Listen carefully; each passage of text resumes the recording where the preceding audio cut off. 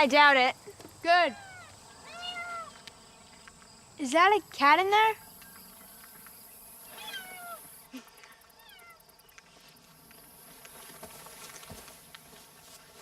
Can you read a map? Uh-huh. I do cartography. I feel we should go halfway today and halfway tomorrow since you're a less experienced hiker and you're wearing Sunday school shoes. They're not really Sunday school shoes. Oh, thank you. Here's where we are right now. I'd like to pitch camp here by 1600, which means 4 o'clock. How's that sound? Fine. You want some beef jerky? Okay. Let's go. Hello, I'm Philip Martin. Welcome to my very first Blood, Dirt, and Angels on film podcast.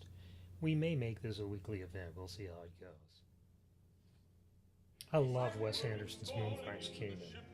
To say that is easy. Love doesn't require and sometimes can't sustain demystification. To even begin to talk about why you love what you love is to introduce doubt and to invite reappraisal. And most of us tend not to think too much about that, what makes us happy. But as people remind me every week, I'm generally compelled to, or at least expected to try to write about movies regardless of whether they make me happy or not. And I can admit to not loving some of Wes Anderson's movie. I thought The Darjeeling Limited was a little heavy-handed and underbaked, and I admired The Life Aquatic with Steve Zissou when I first saw it, but I can't tell you what it's about now. It felt inchoate and melancholy, a movie that hinted at a meaning that it couldn't bring itself to express. Now, some people would say that makes it a bullshit movie, and maybe they're right, and maybe what I perceive as well-intentioned and articulate mumbling is only arrogance disguised. You could say that, people do, and people who hate Wes Anderson movies have that right. Call me an apologist if you have to, but I don't think Anderson does much cynically, in that while his movies may from time to time overrun the filmmaker's ability to cogently express the emotional melange that compels him, he's just being as honest with us as he can. Now, as you've no doubt heard, Moonrise Kingdom is a love story about two misfit 12-year-old children. Are there any other kind of 12-year-old children? Any other kind of children?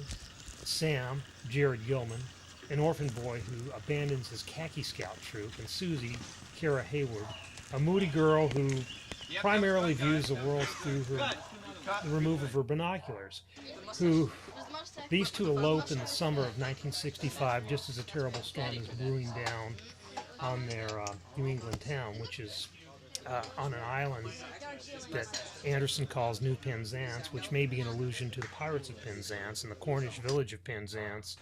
The Pirates of Penzance, you may remember, also had an orphan in it.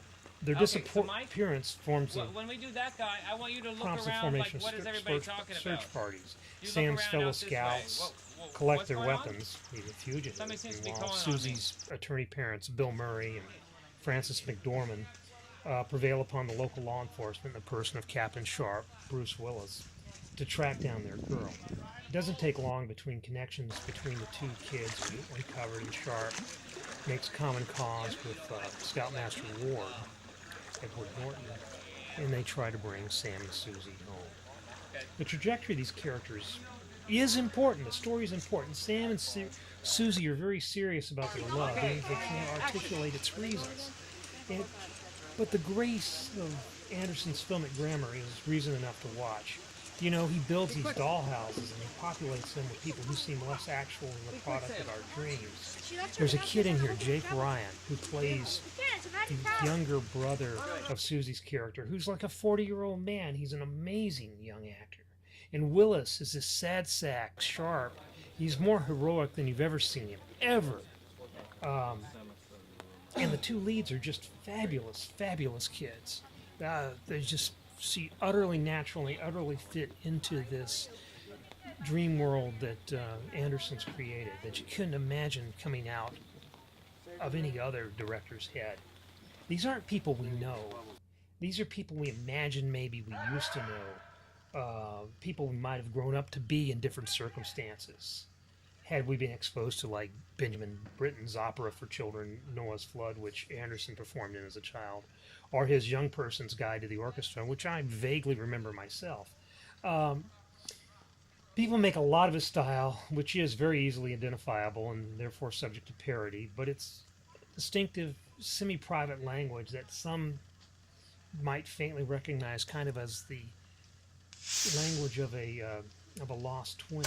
There's something in Moonrise Kingdom that evokes a very different story. Canada, Richard Ford's novel, which also features an orphan and a lost twin. Early on in the book, Ford quotes 19th century art critic John Ruskin, who wrote, "The composition is the arrangement of unequal things." That's perfect to describe Anderson's visual style. It embodies that tenet. And he favors long, slow takes with characters addressing each other in profile.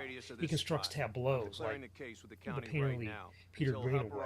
He touches the frame here and there, and with allusions to the Bible and pre-Beatles pop culture. I love the Davy Crockett hat that Sam's character wears. You might think that's a little anachronistic because the Davy Crockett fad was actually hit 10 years earlier in 1955. But you have to remember, they brought it back to be Daniel Boone in the 60s. Fess Parker played him there. Anyway, it's you get through all this and you realize that Anderson's prime subject is, in this one, and like in all his movies, is a rational yet unequivocal love. Unequivocal love. Within yourselves. You can't enter into this lightly. Look into my eyes. And that's the only subject. Yes, we do. It's really Think about worth what I'm saying. adult Are you sure investigation. you're ready for this? Yes, we are. They're not listening to me. Let me rephrase it. We're in a hurry. Are you chewing? Spit out the gum, sister. In fact, everybody. I don't like the snappy attitude. This is the most important decision you've made in your lives. Now go over by that trampoline and talk it through before you give me another quick answer.